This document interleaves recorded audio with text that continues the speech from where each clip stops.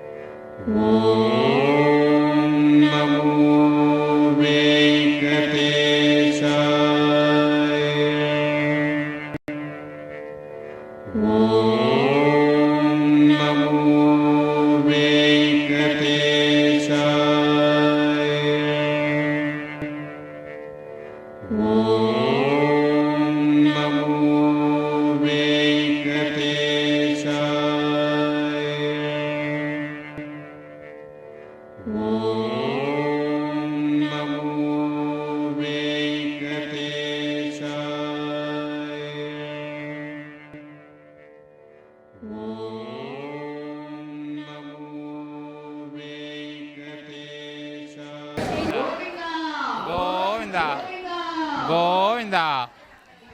నా పేరు చెరుకు శ్రీధర్, సెక్రటరీ శ్రీనివాస సేవా సంఘం. మన రింగ్ రోడ్లో వేయించేసిన శ్రీ శ్రీ కళ్యాణ వెంకటేశ్వర ఆలయంలో ఇవాళ ముక్కోటి ఏకాదశి సందర్భంగా ఇక్కడ భక్తుల దర్శనార్థం స్వామివారిని ఇవాళ రంగనాథ స్వామి అవతారంలో ఇక్కడ వేయించడం జరిగింది. ఇవాళ విశేషం ఏంటంటే ఆ బియ్యాల కింద నుంచి అందరూ కూడా నారాయణ అనుకుంటూ వెళ్ళి ఆ ఉత్తరద్వార దర్శనం చేసుకోవడం విశేషం. అందులో భాగంగా ఇవాళ చాలామంది భక్తులు వచ్చి ఉదయం 3:30 నుంచి ఇవాళ వచ్చి భక్తులు ఈ స్వామి దర్శనం చేసుకుని వారి కృపకు పాత్రలు అవుతున్నారు.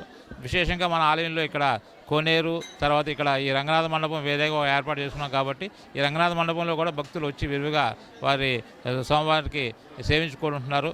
ఇలాగే ఇంచుమించు సుమారు 2 గంటల వరకు కూడా ఒక 25,000 మంది దాకా ఇవాళ స్వామిని సేవించుకుంటారని ఆశిస్తున్నాం. వాళ్ళందరికీ కూడా అన్ని ఏర్పాట్లు ఇక్కడ ఉదయాన్నే మంచినీళ్ళు అవ్వండి, క్యూ లైన్ సిస్టమ్ అంతా కూడా బాగా ఏర్పాటు చేసి ఎవరికి అసౌకర్యం లేకుండా ఏర్పాటు చేయడం జరిగింది. అలాగే భక్తులు కూడా మమ్మల్ని మాతో కోఆపరేట్ చేస్తూ ఇది 2 గంటల దాకా ఈ దర్శనం ఉంటుంది కాబట్టి అవకాశం ఉన్న వాళ్ళు వచ్చి సేవించుకోవాలని కోరుతున్నాం. జై గోవింద. జై గోవింద.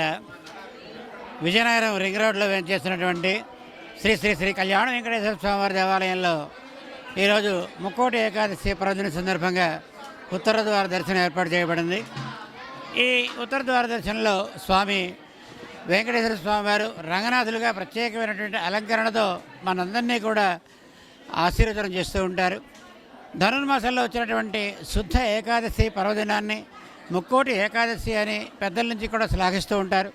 అంటే ఈరోజు ముక్కోటి దేవతలందరూ కూడా స్వయంవారి శ్రీ చరణాలని ప్రార్థన చేస్తూ ఉండేటువంటి ప్రధానమైనటువంటి రోజు.